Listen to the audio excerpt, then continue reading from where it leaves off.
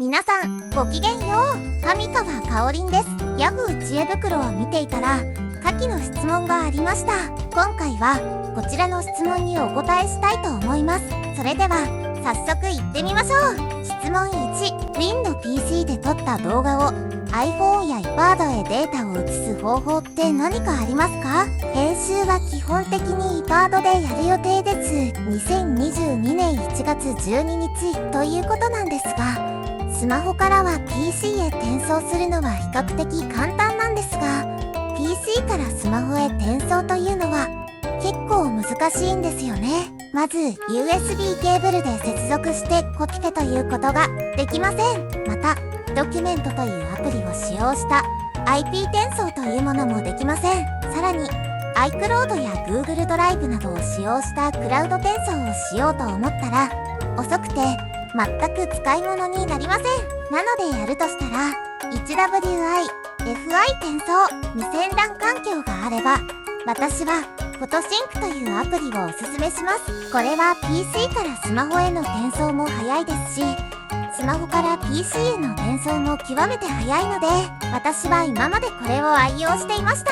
ただしこのアプリは有料で100円付きかかります。わずかな額ではありますが、毎月はちょっと気になりますよね。2、SD カードリーダーで SD カードを介して移す。実際はこれが一番簡単で早いんですが、抜き差しが結構面倒なんですよね。また SD カードの場合、カードリーダーを抜くときに書き込みが終わっていることを注意しないと簡単にファイルが破損することがあります。それ以外でも突然ファイルが来れる時があるとよく聞きます。ということで今回はカードの抜き差しがいらない WI、FI 付き SD カード、そして NAS ネットワーク HDD を試してみましたので、その使用感を述べたいと思います。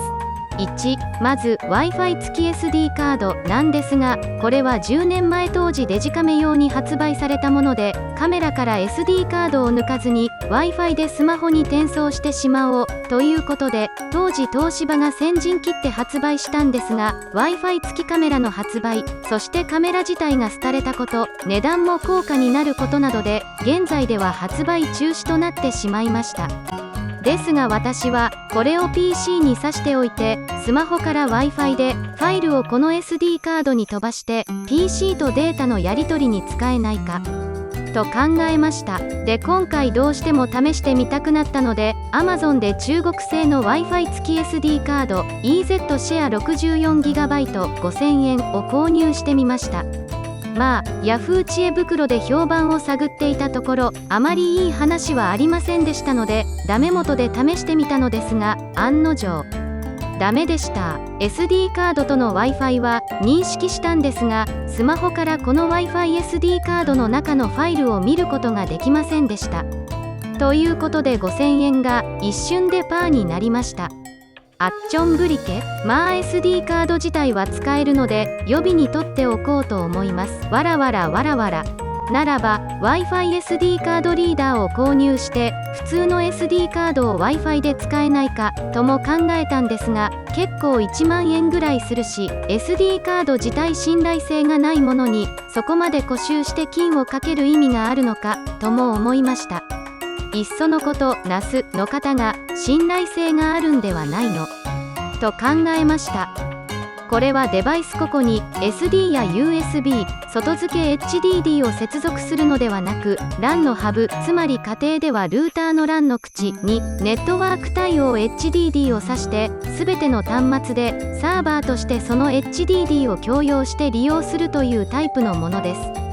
もちろん同じ LAN 内を無線 LAN、Wi-Fi で利用しているスマホからも使用できます。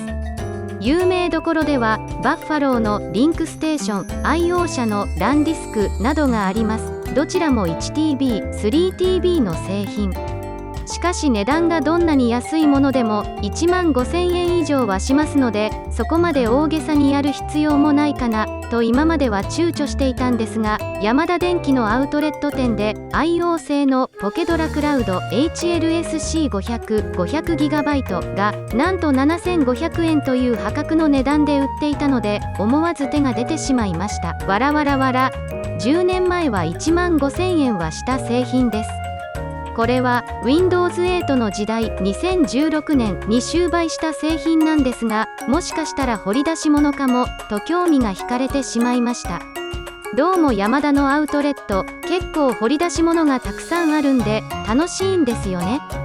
で、早速セットアップしてみたんですが、ちょっと苦労しました。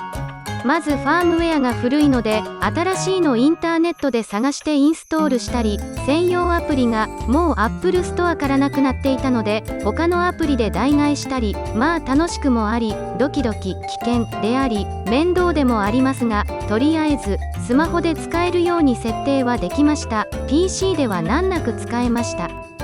残念なのはスマホでの専用アプリリモートリンクファイルズなんですが、しょっちゅう接続エラーになるのと、つながるまでに時間がかかります。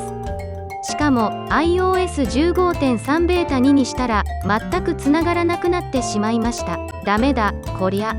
標準のファイルアプリで認識コピペできないのかなと思ったんですが、ファイルアプリのサーバーで接続はエラーになってしまい接続できません。これはとても残念ですね。ファイルアプリも NAS の接続でまだまだバグがあるように感じました。なんとかしてくださいよアップルさん。しかし今回もっといい画期的なアプリを発見してしまいました。それはドキュメンツというアプリです。1、右下のプラスをクリック。2、接続先の追加をクリック。3、Windows SMB をクリック。4、題名に好きな名前を入れる。5、URL にこの NAS の IP アドレスを入力。今回は smb:/192.168.1.14 なお NAS の IP アドレスの確認はマジカルファインダーというアプリが便利です。6、ログイン2、ユーザー名今回はレモト。7、パスワード2は設定したパスワードを入力。パスワードはなしではなく必ず何か設定してください。8、完了で完成です。するとめちゃくちゃ早くこの NAS ネットワーク HDD にスマホからアクセスできるようになりました。カメラロールから NAS への書き込みや逆に NAS からカメラロールへの書き込みも全く問題なくできるんですよ。しかも書き込みも今までフトシンクより2倍くらい早い。もちろん PC での共有コピペも全く問題ありません。全く NAS であることを意識しないで普通のフォルダのように操作可能です。ということで汎用アプリとしてドキュメンツが非常に役に立つことを発見しました。ぜひ皆様もお試しくださいませませ。これでもう SD カードもフォトシンクも Google ドライブも iCloud もいらないよアルシンド風。いや iCloud はいるかな。 iPhone8 でのストレージ不足にも悩まずに済みそうです。これで当分 iPhone 買い替えできません。ラハハ。今回はちょっと散財しました。とほほ。以上です。